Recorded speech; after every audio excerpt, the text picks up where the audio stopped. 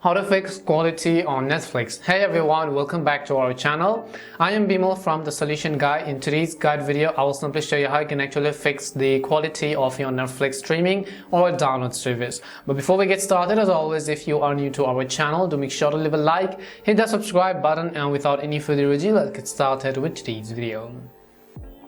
So the issue over here likely seems to be that, let's say you took a Netflix subscription without actually realizing what kind of plans you took, and then now you all of a sudden you realize that your streaming quality is actually a bit blurry. I will let you know on how you can actually hopefully fix them. Now the very first thing to do is just simply open up the Netflix app. Once you open the Netflix app, log into your account, and you can see this is how it is going to look like.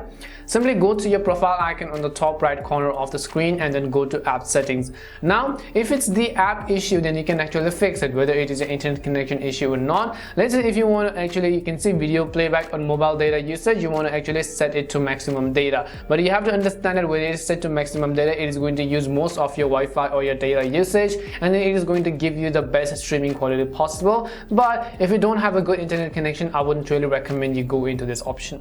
The other thing you could do is, if you are trying to change the download video quality, you can see download video quality over here. You can tap on it and then you can set it to standard, or you can set it to high. So you can go ahead and also change that if you really wanted it to.